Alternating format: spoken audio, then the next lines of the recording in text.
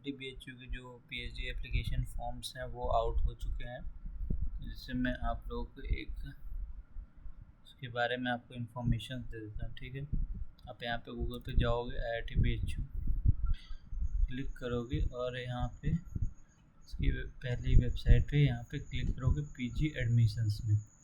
PG admissions में आप देखोगे कि जो यहाँ पे the online portal is available for the submission of application for 30 अक्टूबर। 30 अक्टूबर से जो फॉर्म है वो स्टार्ट हो जाएंगे और 14 नवंबर तक ये फॉर्म चलेंगे। ठीक है, तो मैं आपको इसकी इम्पोर्टेंट डेट्स बताता हूँ। ठीक है, तो जैसे इसकी इम्पोर्टेंट डेट्स आप देख लो। जो स्टार्ट होगा फॉर्म भरना वो 30 अक्टूबर से स्टार्ट हो जाएगा और 14 नवंबर तक ये फॉर्म फिलअप होगा। ठीक है, और आपका इंटरव्यू की जो शॉर्ट लिस्टिंग है वो 20 नवंबर तक हो जाएगी और जो इंटरव्यू जो होगा वो 24 to 28 नवंबर के बीच में वो इंटरव्यू कराए जाएंगे।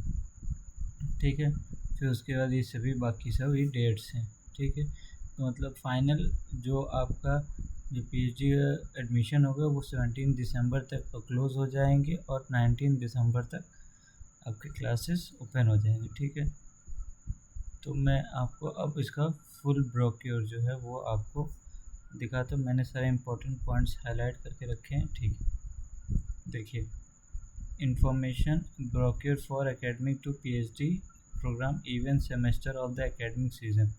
ठीक है, तो जो ये क्या है, इवन एक और सेमेस्टर होता है जो गर्मियों में होता है। ठीक, तो ये आपका इवन सेमेस्टर है। ठीक है,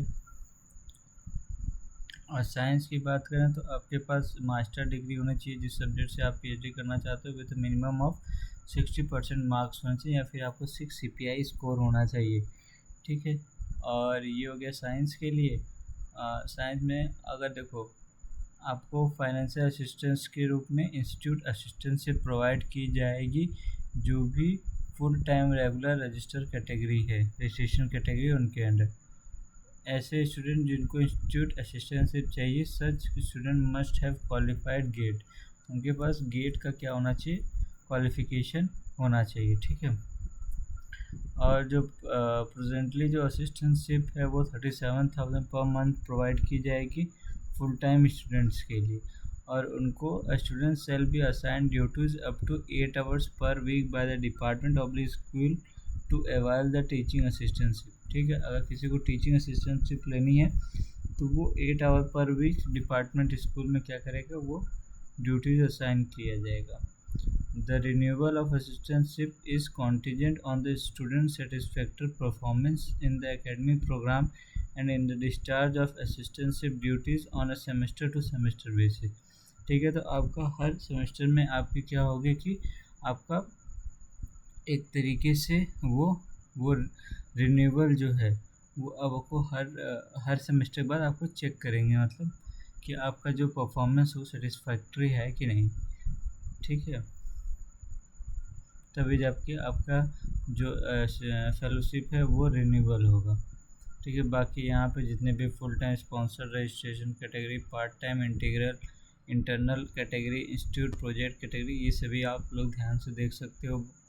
ठीक है, अब सिलेक्शन प्रोसीजर क्या था, एडमिशन ये रिटन टेस्ट होगा, इंटरव्यू होगा या फिर दोनों हो सकता है। ठीक है, तो ये जो रिटन टेस्ट इंटरव्यू से कौन कौन बचेगा, मतलब जिनको सिर्फ इंटरव्यू देना होगा वो जो एक्सटर्नल रजिस्ट्रेशन कैटेगरी से आएंगे, स्पॉन्सर्ड होंगे, पार्ट टाइम रजिस्ट्रेशन से होंगे, या फिर जिनके पास JRF होगा, SRF होगा, वो लोग क्या करेंगे, यहाँ रिटन टेस्ट उनको नहीं देना पड़ता है। फिर जो लोग क्वालिफाइज हुए हैं IIT से, अपने मास्टर्स कंप्लीट किए विथ 8 CGPA ऊपर, उनको डायरेक्ट इंटरव्यू देना पड़ेगा। Interview should be conducted for this type prior to the conduct of interview of remaining candidates. ठीक है, इनका ठीक है, जो प्रीमियर इंस्टीट्यूट जितने जो लोग भी IIT से किए जाएंगे उनका पहले इंटरव्यू होगा, और उनके पास अगर गेट नहीं है तब भी चलेगा, और उनके पास अगर JRF नहीं है तब भी चलेगा। ठीक है, if qualifying marks are specified in written test interview, a 5% relaxation will be given to SC/ST candidate। ठीक है, ये सभी बातें हैं इसमें। फॉरेन नेशनल्स के लिए यहाँ पे है। और आपको मैं बता देता हूँ एलिजिबिलिटी क्या है। केमिस्ट्री में एमएससी होना चाहिए, chemistry, industrial chemistry, applied biochemistry, biotechnology, medicinal, material science, इन सब में से किसी भी आपका मास्टर्स है nanotechnology, physics, energy science, तो आप इसके लिए एलिजिबल हैं। ठीक है। और फिर मैथमेटिकल साइंस में statistics, computer science, computer engineering in mathematics, इन सभी से आपका मास्टर्स है। बीटेक बीई मैथमेटिक्स या कंप्यूटिंग में है, तब जाके आप कर सकते हो। ठीक है। और कौन कौन से discipline wise research area for PhD program, हर डिपार्टमेंट में किस तरह का रिसर्च एरिया है, तो सिरेमिक इंजीनियरिंग में ये सभी आप देख सकते हो। ठीक है।